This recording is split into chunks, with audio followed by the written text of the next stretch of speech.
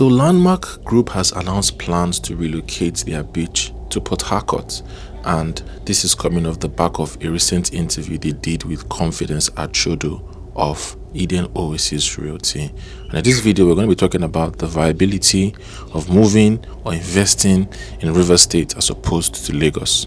Nobody died. Is it still viable to invest in Lagos? Let me say yes without a shadow of a doubt, by the way, because I don't want to create the wrong impression. Can you get hurt? Yes, of course you can. Would you do well if you have a good business? Yes, you will. Nigeria and Lagos presents a unique set of challenges and opportunities. $10 in Lagos can be $20 tomorrow. $10 in the UK will be $12 tomorrow. And all I say to investors is be smart, be bright, be wise, keep your eyes open. Real estate is a numbers game, and it's a timing issue with real estate. You can be Einstein in real estate and you still lose money, and you can be the dumbest investor ever and you can make a lot of money. Don't over celebrate your successes. That way you don't over mourn your failures.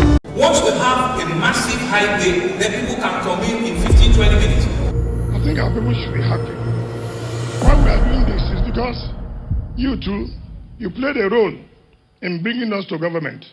So a lot of focus is always given on Lagos State because Lagos is literally the economic capital of Nigeria, and Lagos contributes to the GDP by 15%, about $84 billion, and Lagos has the largest population, about 22 million people. But in a close second, we have Rivers State that has the second highest internal generated revenue just after Lagos, and sometimes having and finding these figures online tends to be difficult, so I'm going to be using 2021 figures. Rivers State is the close second, the treasure base of the nation, where a lot of the oil that we sell is being drilled. So it behooves us to pay attention to Rivers State. So I'm going to do a comparison between two places that I have some level and form of expertise. I've stayed in Rivers State probably 2 decades of my life, and also I've stayed in Lagos probably up to a decade, and we are going to be seeing which one should you invest in if you have money, if you're looking to invest for various reasons, and most importantly making a return. So which should you consider, Rivers State or Lagos State? Let's go.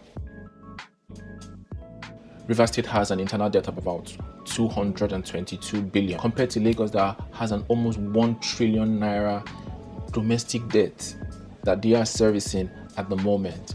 And as far as capital infrastructure go, which is something that we should pay attention to, Rivers State has mostly focused on flyovers, bridges, this sort of infrastructure.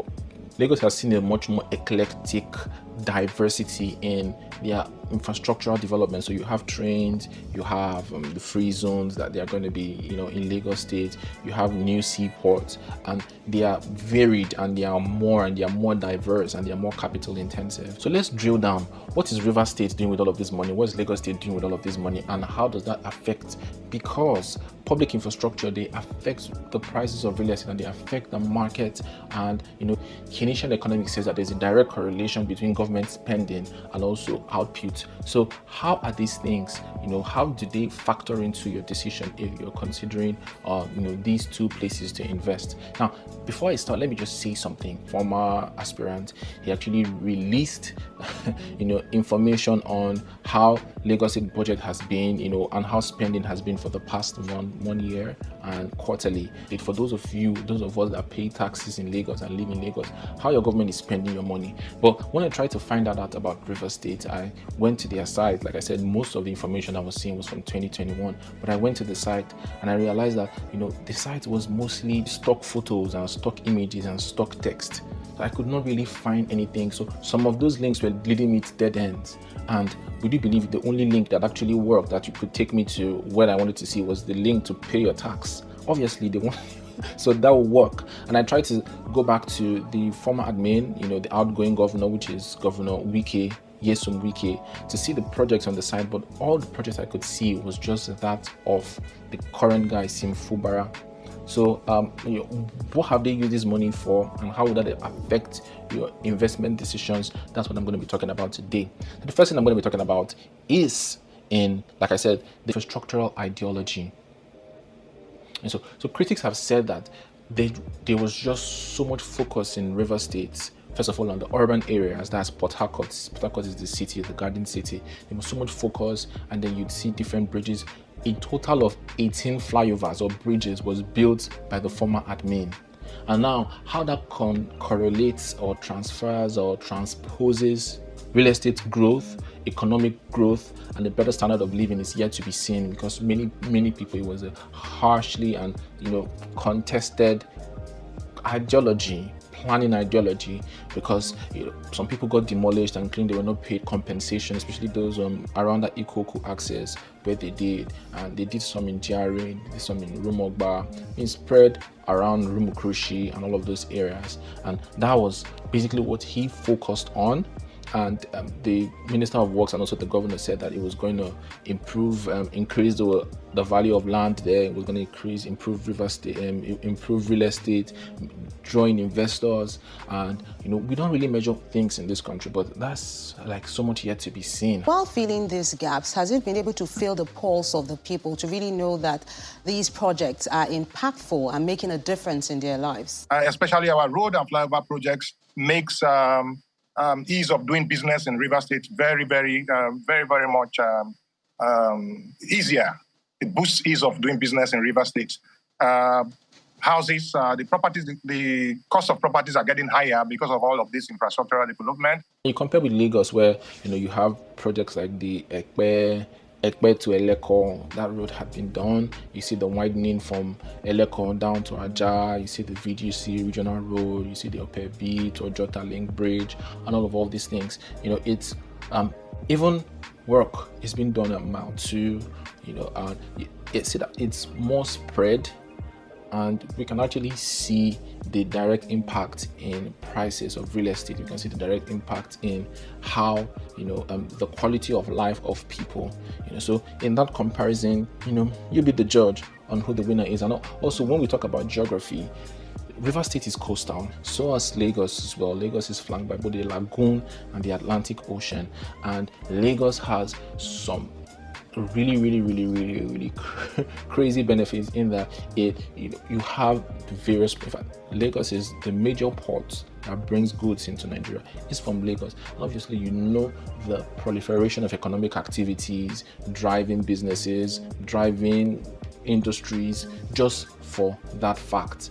And River State, they had the Abonima Wharf, and there were some sort of seaports there, but we don't see those sort of that level of activity there. So that's another thing that you think of if you're thinking of, okay, where am I going to set up my real estate investment project in or the other, and considering this geography and how it lies. And obviously, geography affects tourism, because people want to, in fact, lots of Nigerians in the diaspora, they like beachfront land. They want to buy stuff on the beachfront. And the former governor, the last two governors, Rotimi Amici, he did actually want to clear the waterfront. He went to Okrika, and in fact, he demolished lots of those shanties that were there, and that started the rift, the very public rift between him and the former president's wife. And we didn't really see what was done in that aspect, compared to Lagos, where you have to pay through your nose, but you can actually get approval,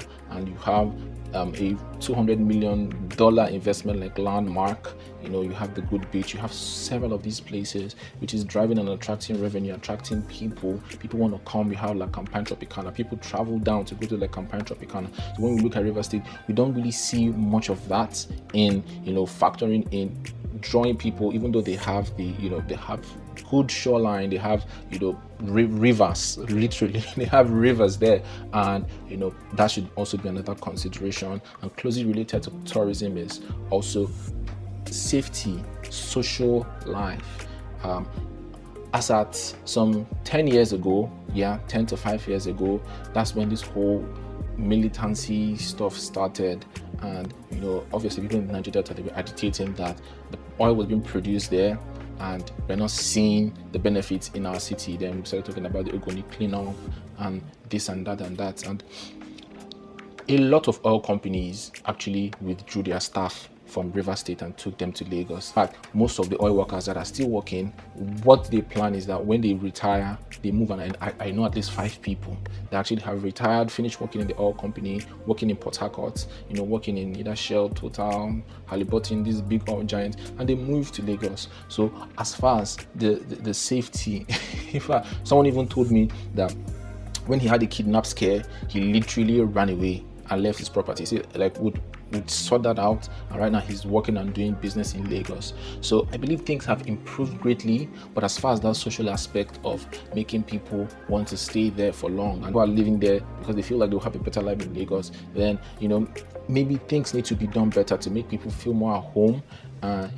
There's the pleasure park, more of those sort of stuff, so that people have like this social congruence, so to speak, in that place. But Lagos has all of those things, and so people would likely see themselves going to Lagos. And I've even had some investors, oil workers in that work and live in Port Harcourt, that have flown down to Lagos to come and invest in Alaro City, and I know that like River State is supposed to have some of those free zones, and if policy can be driven in such a way that there is those things are being worked on, then I think it will have a better fighting chance. But for now, I think Lagos takes the cake in that it's more social, more heterogeneous, and you would see people probably from every different states coming to stay there just for that social status. Now, obviously, let's talk about the population.